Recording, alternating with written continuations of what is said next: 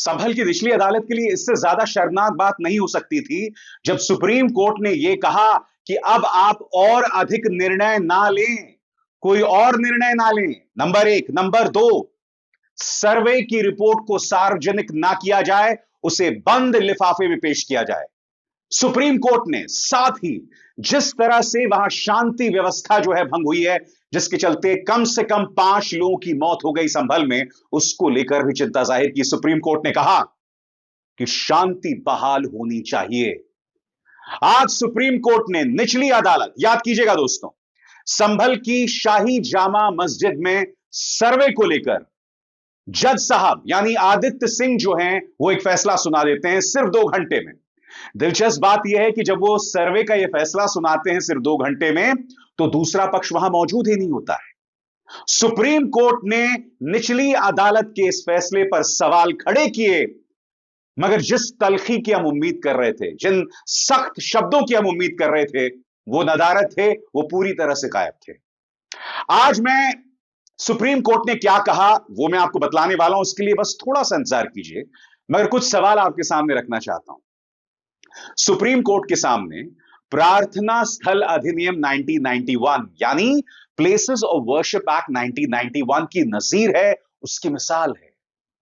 याद कीजिएगा, जब राम मंदिर पर 5 जजों की खंडपीठ ने फैसला सुनाया था, तब इस प्लेसेस ऑफ वर्शिप एक्ट 1991 का जिक्र किया गया था और यह कहा गया था कि ये जो प्लेसेस ऑफ वर्शिप एक्ट 1991 है वो राम मंदिर या जो बाबरी मामला है उस पर लागू नहीं होता, मगर अन्य सभी धार्मिक स्थलों पर यह लागू होता है। मगर फिर उन 5 जजों में से एक पूर्व chief justice of India DY Chandrachud Gyanvapi मामले में अपना फैसला देते हुए कहते हैं और सर्वे की इजाजत दे देते हैं, प्लेसेस ऑफ वर्शिप एक्ट 1991 की अनदेखी करते हुए, उसकी धज्जियां उड़ाते हुए। तो आज जो सुप्रीम कोर्ट ने फैसला दिया है, एक बहुत ही विनम्र सवाल मैं माननीय chief justice of India Sanjeev Khanna से पूछना चाहूंगा।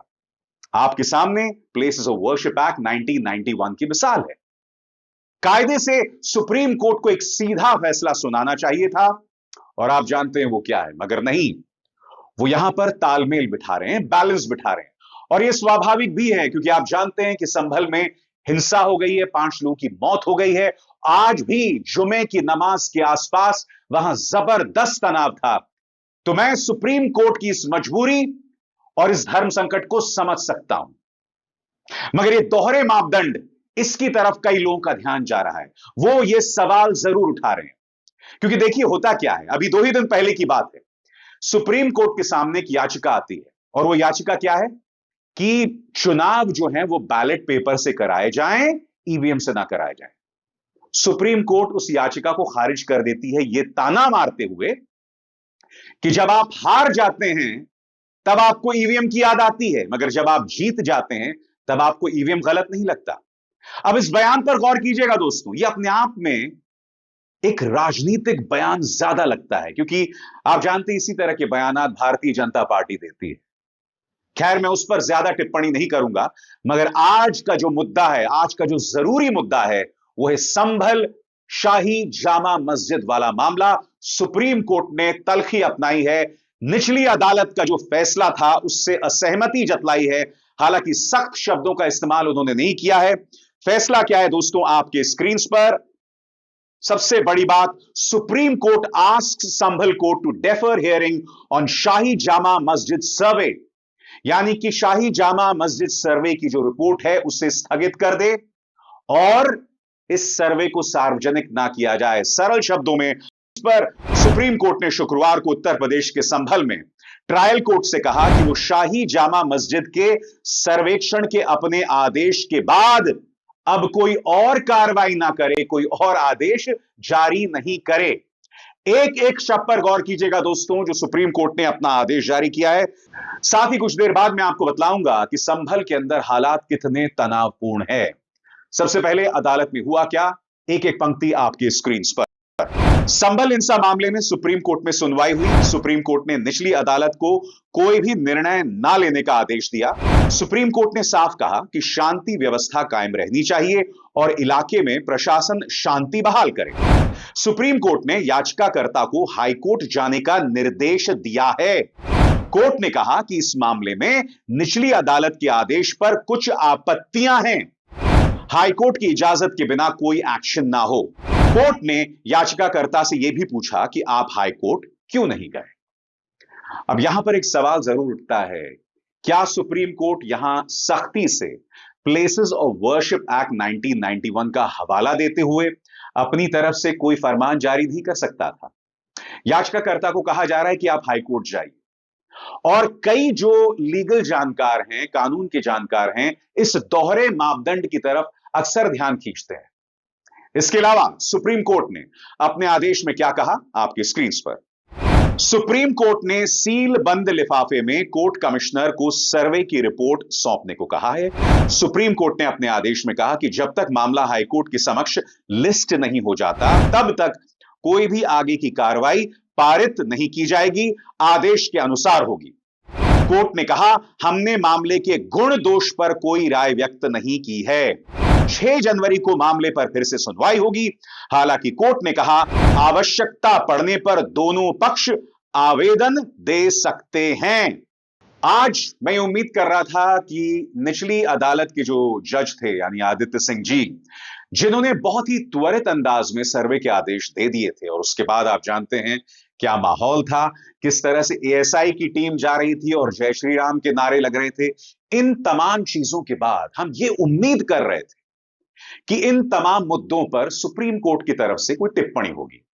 सुप्रीम कोर्ट ने इस पर कुछ बहुत ज्यादा टिप्पणियां नहीं की। उसने कहीं ना कहीं अपने आदेश पर फोकस किया, जो आपके सामने है।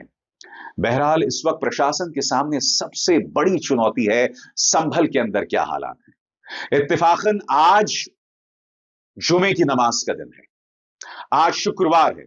स्वाभाविक सी बात है, वहां पर हालात जो हैं बहुत ही संगीन बने हुए हैं, बहुत ही सेंसिटिव बने हुए हैं, और मैं एक एक करके आपको बतलाने वाला हूं कि वहां पर क्या स्थिति बनी हुई है। बात सिर्फ वहां नहीं रुकती। कल ही सुप्रीम कोर्ट के सामने एक अन्य मामले में उत्तर प्रदेश पुलिस की बखिया उधेड़ दी गई थी, उसकी सख्त आलोचना की गई थी।